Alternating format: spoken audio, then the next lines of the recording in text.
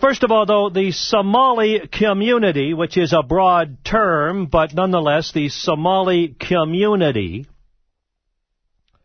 in Edmonton specifically, but this might apply elsewhere, is concerned, they say, about the response of police and I guess the criminal justice system to recent murders of Somali men.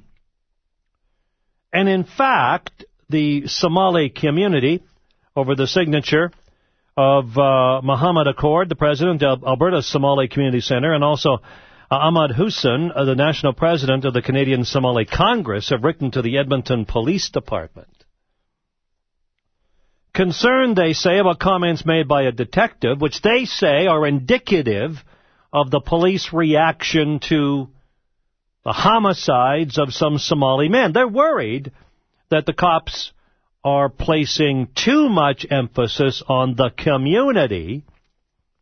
And this goes back to comments made by an Edmonton police detective after another homicide of a Somali man. And the comment at the scene was pretty much, listen, we need cooperation. This is the police talking now.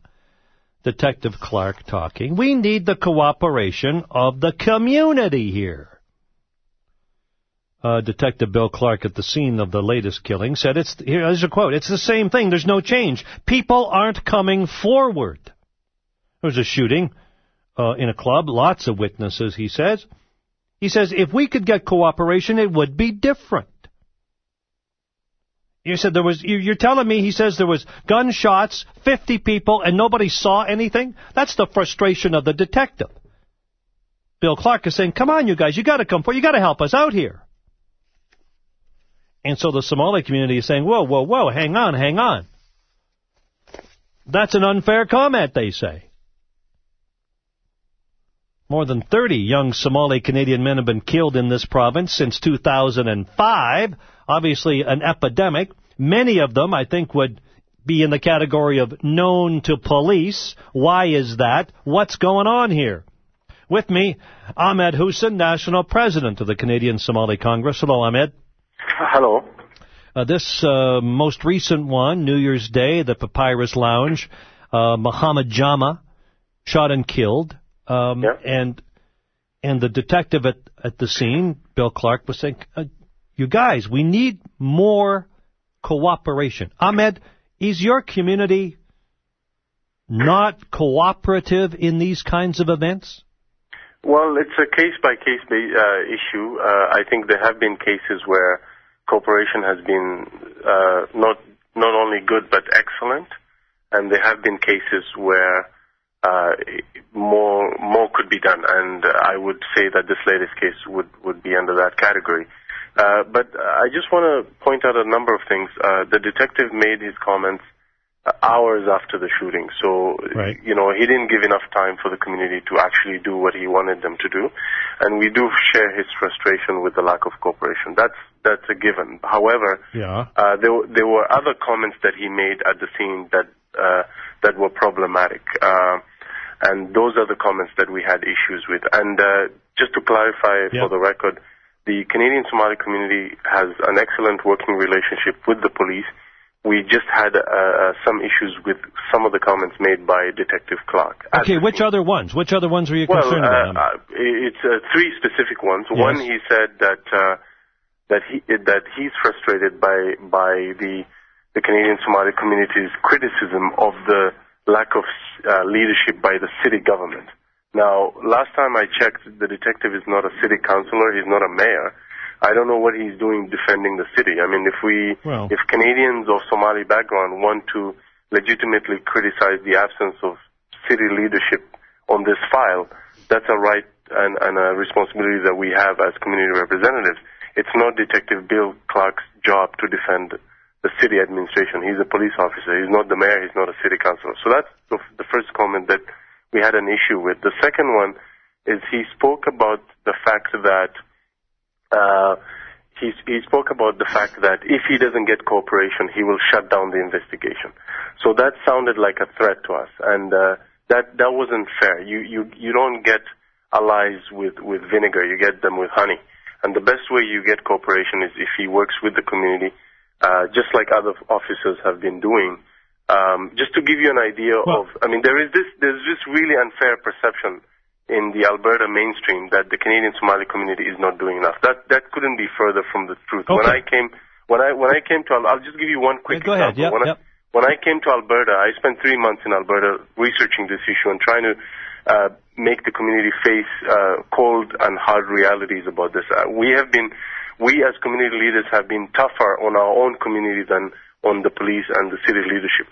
So one of the things that we did successfully was we brought Crime Stoppers and EPS and the leadership of the community. The three of us, the three partners, went into the community and we had presentations on Crime Stoppers, the importance of cooperating with the police, the fact that if you are afraid you can get anonymity, the fact that you can get rewards for cooperating with it. So we have been doing our part, but we did have legitimate criticisms for the fact that the city leadership is absent from the table, and that but Edmonton Police Services is actually on record as commending the Canadian Somali community for its stellar cooperation with the police. But I think Detective Bill Clark just didn't know that, and he was reacting from the gut. He is frustrated, which I understand. If I was at the scene, I would be too. But some of his comments were unfortunate. Okay, I don't see the comment where he said he's going to shut down the investigation. He did talk about we can only go so far.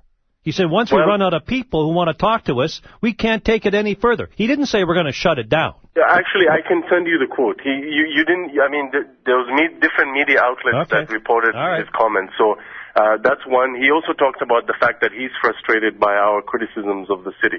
I don't think that's legitimate. What is he doing defending the city government? That's not his job. Okay. He should be focusing on his job. Right? Okay, but he's got to.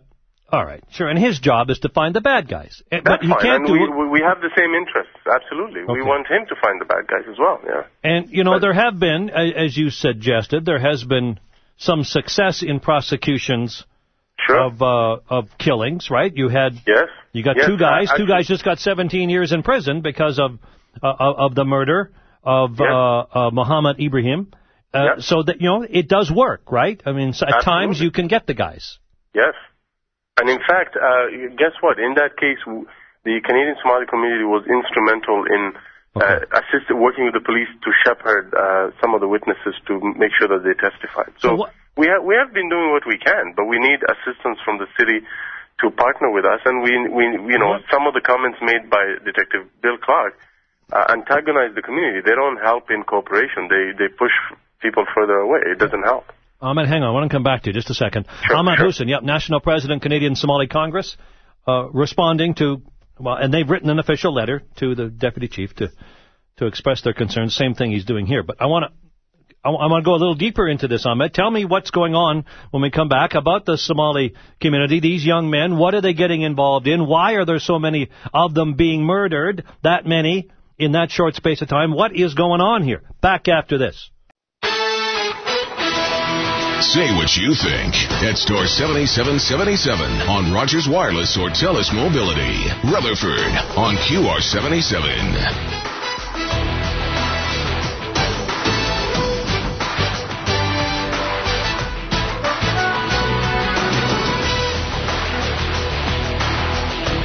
Well, the Somali community is talking to Edmonton Police Service. They're sending them a letter saying, although we shared Detective Clark's frustration with the pace of cooperation from witnesses in this case, we also feel that some of the comments he made to the media were unfair, irresponsible, and unreflective of the stellar working relationship between Alberta Canadian Somali community and the Edmonton Police Service.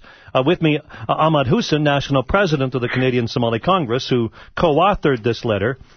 I guess, Ahmed, you talk about sharing frustration. Everybody's frustrated. We all agree we're frustrated. So you're just saying that Clark's comments were not helpful, but what about the root problem?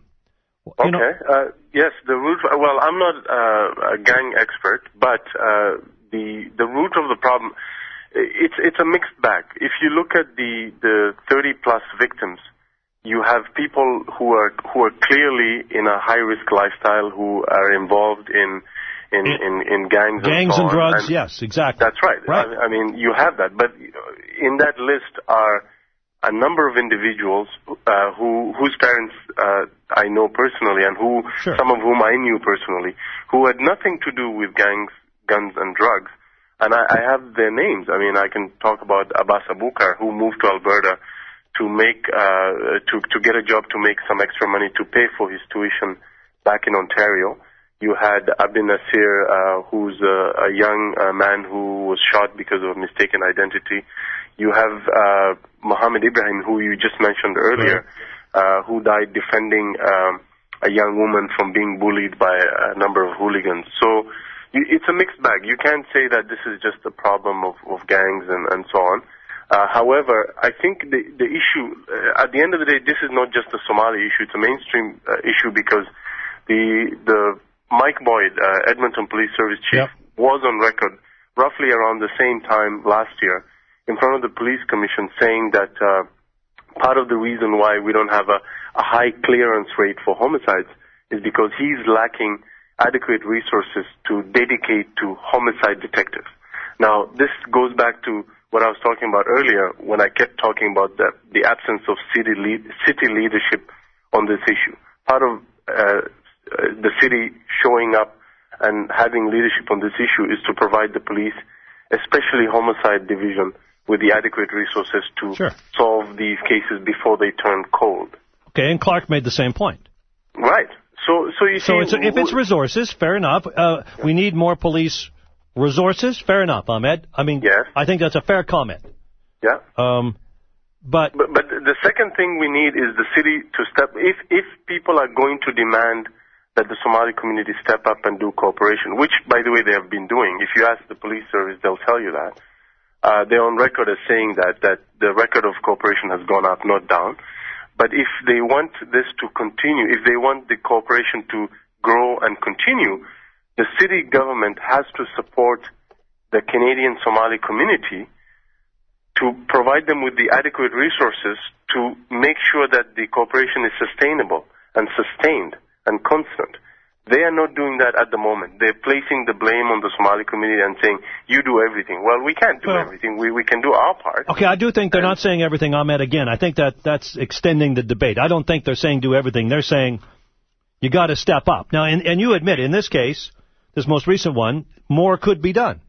Absolutely, more could be done. But I'm saying on the bigger picture, the Somali community can only do so much, but the city government has to provide adequate resources so that the record of cooperation can be strengthened and can be grown. Right now, all you have is volunteers running around trying to get that cooperation going.